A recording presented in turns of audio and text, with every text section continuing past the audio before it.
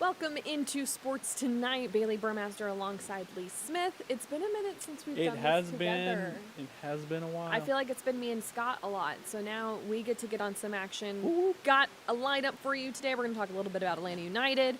We're going to talk about Dream as they prep for Caitlin Clark and the Fever in a preseason game. Atlanta Vibe prepping for the postseason, looking to win a championship in their first season, something an Atlanta team has never done. And then we'll get into some playoffs, and, we don't get to talk Hawks much anymore because, well, they're not in the playoffs. But let's start with Atlanta United. They were in the U.S. Open Cup. They hosted it at Fifth Third Bank Stadium at Kennesaw State. They faced off against Charlotte Independence. They actually had a few reserves that started in this one, but they were still uber aggressive.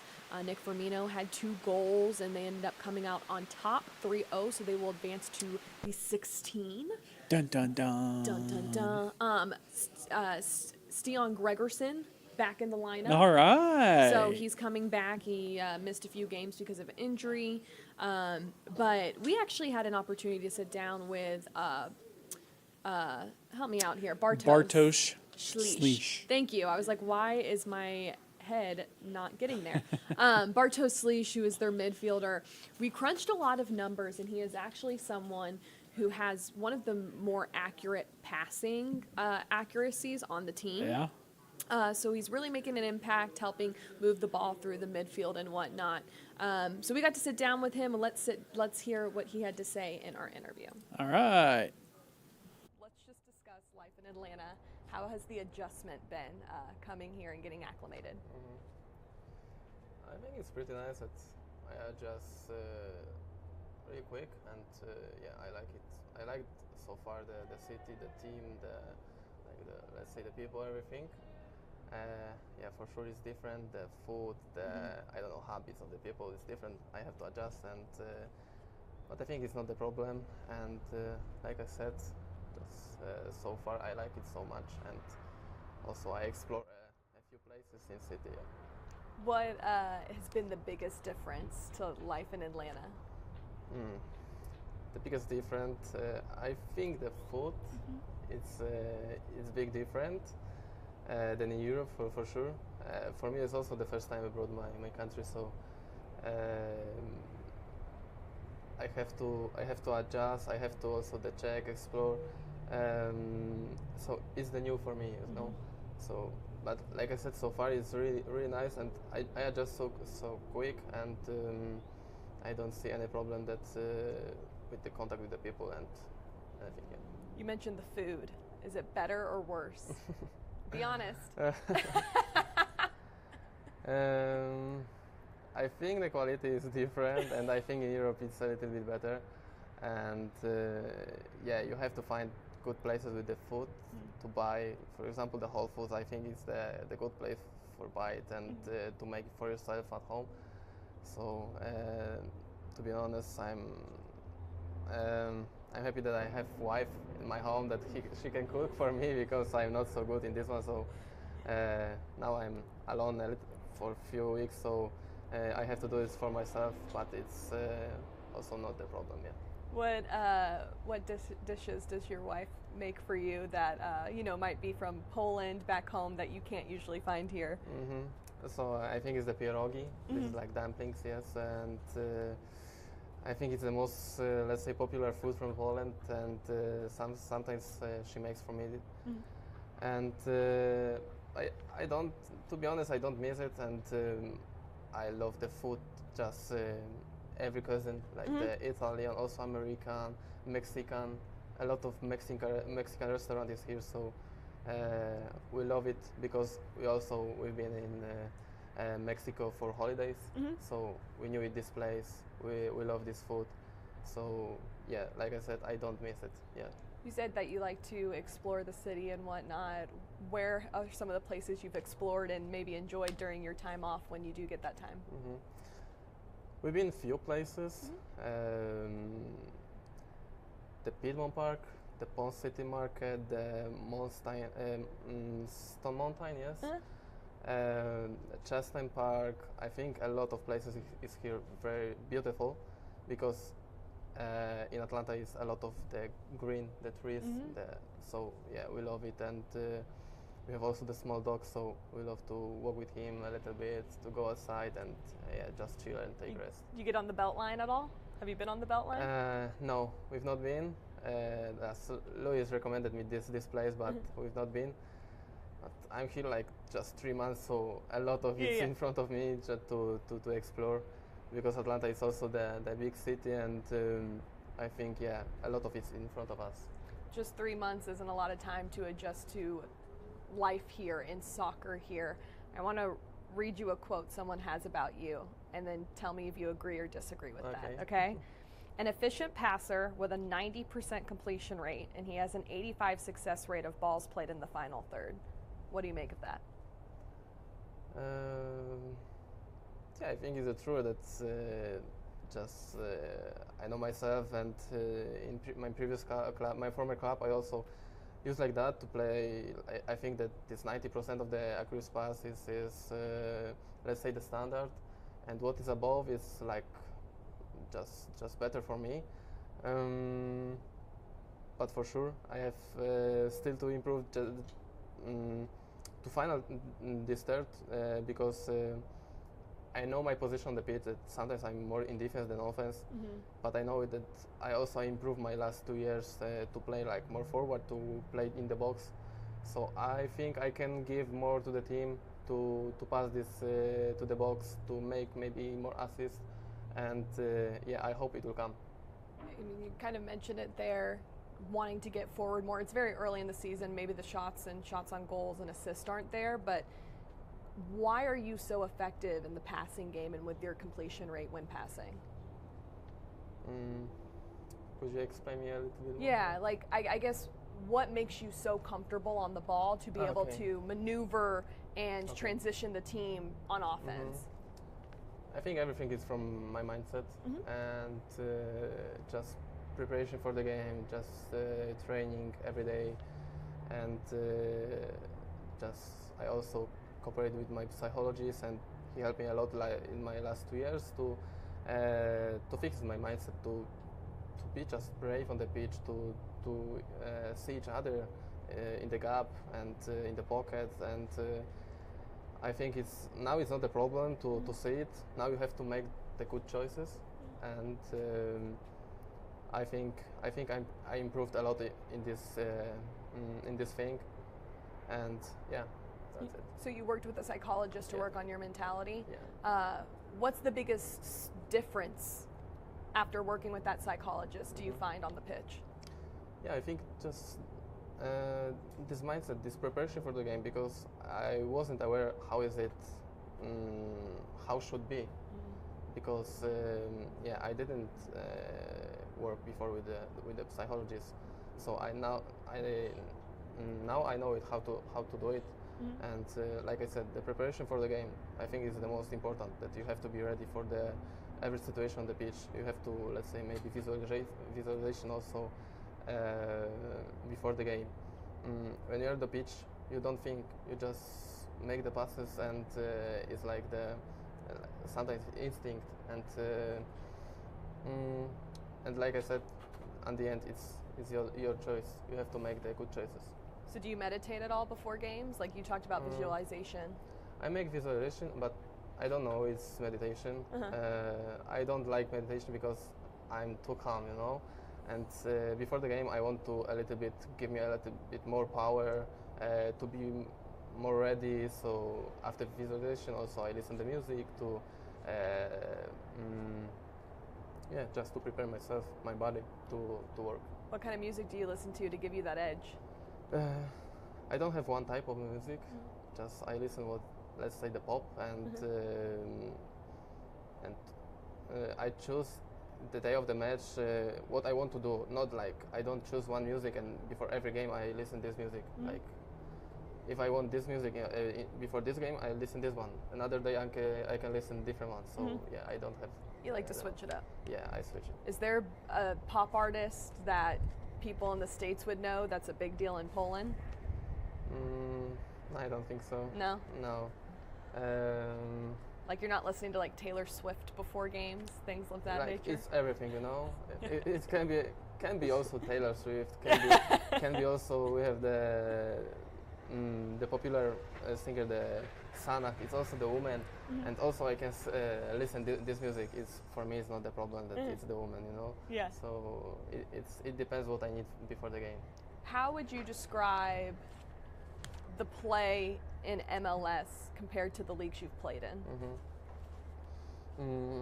I think it's huge different that because I've played at Legia, and this is the biggest club in Poland, and most of the team in Poland, they just stay behind, they wait for the counterattacks, and it was more difficult than here, because in MLS the both team are they want to create the chances. There's more spaces. It's the gap between the offense and defense. So for me, is the biggest difference between this MLS and extra class. What's your impression 3 months in with Atlanta United? What do you take away from being with this team now?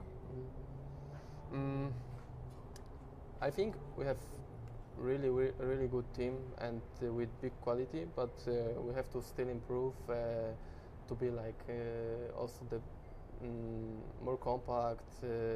We have to like I said, I'm here like 3 months, so it's still time to adjust. I'm still in the process to understand everyone on the pitch, and I also took a lot because like I said, here's the high level of the quality. So on the field, I feel that I have to be like 100% ready for everyone, because everyone can beat me on the training, and for me it's also the nice challenge. And yeah, I love it because I feel it that I can improve also with this one. How hard is it, especially as a midfielder, to find consistency when the lineup is changing a lot recently just because of injuries and such? Like I said, it's like understanding the people on the pitch, and sometimes can be more difficult. But I think I'm already the experienced player, and it cannot be the big problem for me to adjust the players on the pitch, because we train every day on the pitch, and it's not only about the game.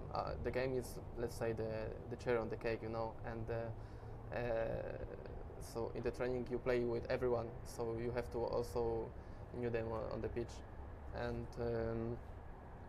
of course it's not good if we have too many injuries in the team, and we have in this season, and our lineup in defense, for example, changed a lot.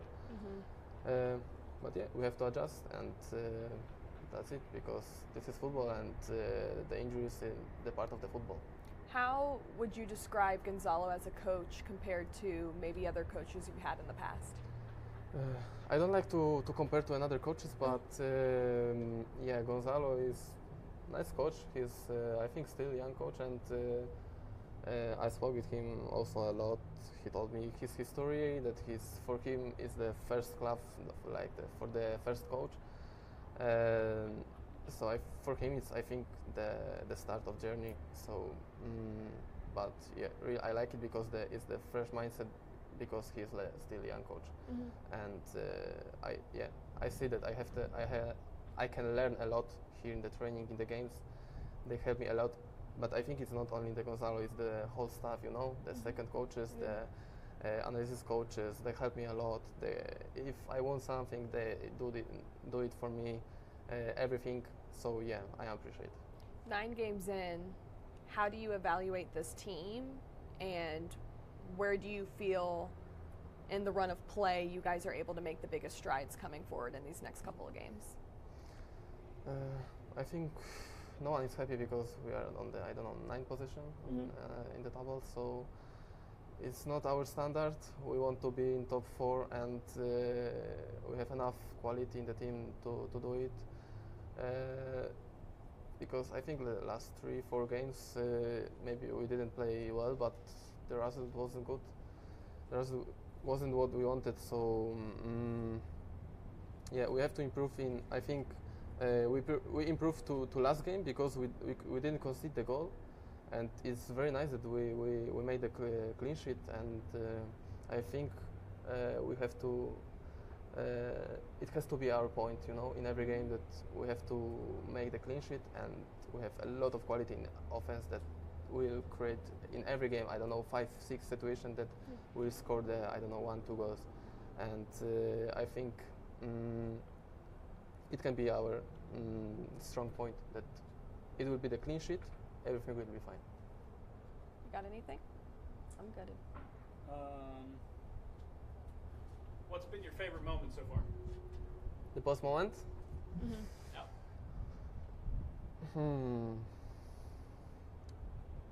I think the best moment was the first home game, yes, because I didn't know how is it like. We go through the fans, we sign the autographs, we make take the photos. So yeah, it was very nice, and yeah, a lot of people at the stadium. The atmosphere was crazy, different than Europe, than in Poland, but it's still pretty nice. And I think it was the best moment. What did you think of Mercedes-Benz Stadium? What do you mean? Where you guys played, the stadium? What did you think about it? I think I don't think too much because I want to be out of this thinking, I want to be in the moment. Full focus at this moment on the pitch. I want to focus about our playing style and etc. But yeah, sometimes I see the people. For example, if you walk out, for example, at the beginning of the match, so I see these people, the fire. So it's really amazing, and yeah, I love it. I'm good. You good? Get too shy.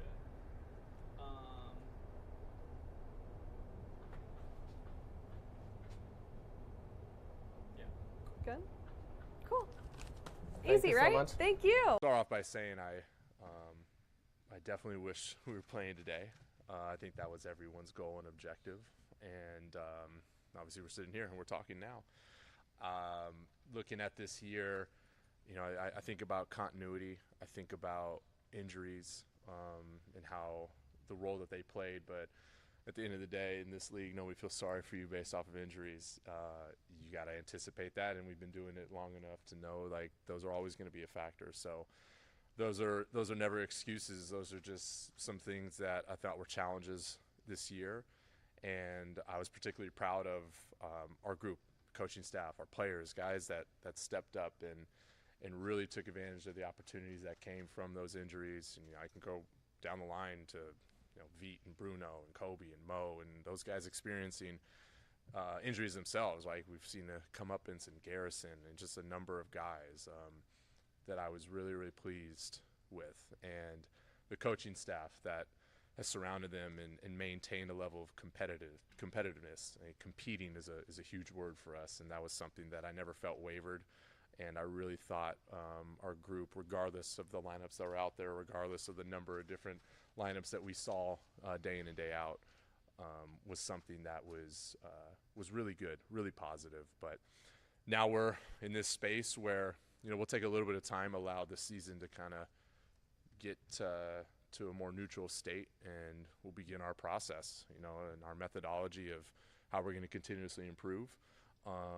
And that's just the way we're going to operate moving forward. So much to reflect on, but at the end of the day, we know we've got work to do. So with that, I'll open up with any questions. Yeah, I was going to say part of that reflection might be looking at not just even the roster that you had this past year, but how much of it has rolled over the last 3 years maybe, and how many changes that you guys might need to make in order to have that improvement happen. Yes, our group, who I love and trust, we're gonna take some time to really hammer that out. That process is a process of first just stopping, making sure that we're in a state of neutrality, and making sure that we're in a group setting to where we can begin to label and really dissect some of the key features of this season. And then from there, it's a discovery process. And from that discovery, now we put and implement a plan in place on how we're going to get better and how that roster will ultimately shape up going into next season. And how prepared do you feel that, if somebody approached you this off season, maybe asking to be moved somewhere else, or not any specific person, but just in general, if somebody's saying that maybe this situation isn't necessarily working for me, how do you guys approach that and have those open conversations to kind of help everybody come out, I guess, in some way a winner? Well, part of that is just in the forefront is always communicating with guys and having them not be caught blindsided, but communicating kind of where we're at in general. And like those conversations, of course, happen amongst the league, and I think we're always in positions to where we would know how to handle those situations. The last time we spoke to you was after the trade deadline. You guys decided not to make any moves. Between that time and now, do you feel like you've learned more about this team, or you kind of already had an understanding to go into the offseason to make some of those decisions? Some understanding. We definitely learned a lot. We're consistently preaching growth mindset, and so we're always on the lookout for opportunities to get better. And in order to do that, you have to be able to sit and obviously watch and then have those discussions moving forward. And since then, a bunch of time has passed, and variables have changed for sure, and new data comes in, so you're always taking new data and trying to figure out what's it going to look like moving forward. So certainly a lot has been learned, not just with players, but the entirety of the league and where the league is heading and how different teams are anticipating and preparing for a new cap environment. I think that's something that we've been doing as well, but to kind of see how teams have positioned themselves for this summer is interesting. What needs to change for you guys to be a championship caliber team? Because you guys have made, in the past couple of years, coaching changes. So at what point do you really just start to look maybe at the players that you have? Yeah, I mean, it's been happening and it will continue to happen. Just making those changes, we never want that to just be arbitrary. Never want to do anything that is whimsical, but well thought out. And for us, it's kind of what I mentioned. It's about taking the time to reflect on this group and reflect on the areas in which we can continuously improve. And it's not a question of like when. It's like a matter of we'll always be doing that. It's the nature of our business, and that's part of my job to lead a group that's going to have to do that. Do you feel like there needs to be like a big shift or addition to the team really to be able to take that next step? I think we're going to learn that in time. I think those are going to be things that we're going to discover here in the coming weeks and months. The immediacy of the draft is coming up as well, so we've got to be able to navigate that while also continuously building out a roster and how we're going to construct that. But we're always going to look for areas to improve. Is it big? Is it small? At this point, it's hard to tell. I trust our group when we sit down and go through that process. A common theme seemed to kind of be that, while this group may be a good group and they might like each other off the court, it just didn't seem like they could figure out how to collectively play together. So how do you, I guess, find that balance of maybe finding the right personalities, finding the right skill set of players to kind of help this team be able to play collectively well? We are always looking to improve upon connectivity, selflessness. Those are two key themes for our group and the type of culture and the type of personnel that we want in our environment. And in doing so, the way we prepare for that is by defining what that looks like for us in particular. And then whether it's, right now it's going to be the draft or getting into free agency or getting into trades or whatnot, you're always gathering intel and scouting different players that will exhibit those levels of character and connectedness and selflessness. What's something, maybe how do you define that as far as the selflessness and the connectivity that they might display? What questions do you ask, I guess? Well, I would define it as the move from me to we.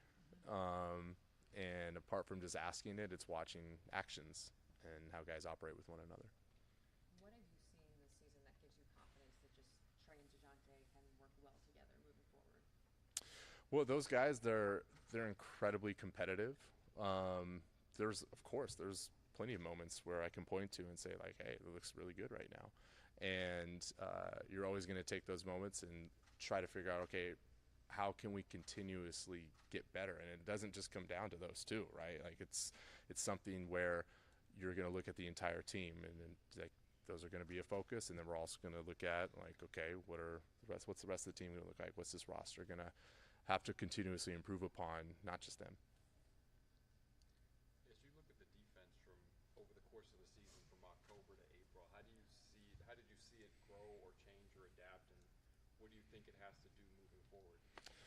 Yeah, those are going to be that's a good question, because that's the questions we'll go into this offseason looking at. We'll look at the data, we'll look at the analytics, we'll go back and we'll watch film, and we'll see what the various lineups that we did have, what were those groups doing, what were the contexts in which those certain actions were occurring. And I think from there we'll be able to have a clearer path moving forward on how we can continuously improve defense. Just like to start, I was really proud of our guys this year, the way they competed.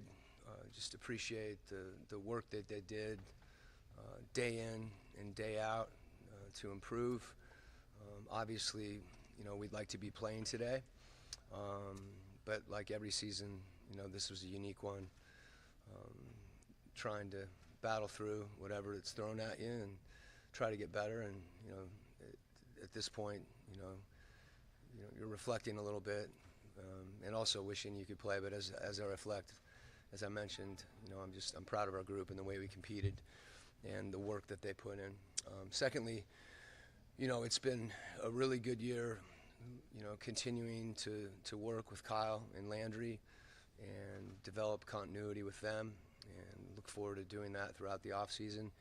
And really also want to recognize Tony and his support, and really his commitment to building, a championship caliber program, and all the things that means, doing it, the right way, as they say, and just the amount of resources that he's been willing to commit to continue to build out, a very robust organization. When looking at the season as a whole, is there anything that shocked you about this team? Any season, there's all kinds of little shocks, throughout the year. I've kind of grown to understand that whatever you think you can anticipate, there's always something else. And that's part of, the process of an NBA season, is all those things, trying to continue to, react to them, respond to them, process them, and allow them to have the opportunity to make you better. What do you think is going to be something that you and Landry, Kyle, and everybody, what are the main points of emphasis that you see right now that you guys will probably talk about, not just reflecting, but looking ahead to what you want to do with this team as you get into the offseason? Yeah, well, right now for me, the opportunity to just step back for a second, get away, myself, our staff, I think that's really important. And, when we come back, I'll look for, I'll whatever opportunity, whatever input that those guys want from me, I'm happy to provide. When I talked to you at the beginning of last season, you Mhm. mentioned that it's maybe fair is not necessarily the right word that you use, but it's unwise to maybe judge the partnership of Trey and DeJounte in year 2 as it would have been to judge it in year 1. Mhm. But when you look at, maybe they didn't have enough time together to work on things, but when you look at that partnership, what did you see, and maybe how can that grow moving forward? Well, first, they're both excellent players, and I think anytime you're, looking at a group and analyzing the group, it's important to not focus on, any 1-2 people. That, it is a team and it's collective, and that's the way that I look at it, and, really love having the opportunity to coach both those guys. If you look at the defense from, say, October to April, how did it change or adapt or grow, and sort of what are the next steps towards improving the defense? Yeah, I think, any kind of big picture, well, offense or defense, as we split the game into special teams as well, there's so many factors that go into it, whether it be adaptation of what you're doing from a tactical standpoint to try to fit your personnel, evolution of your personnel. So it's a complicated answer, and one that, we'll continue to look at and think about. And All right, that will do it for this edition of Sports Tonight, your Hump Day edition. Join us tomorrow for all the latest. Have a good night.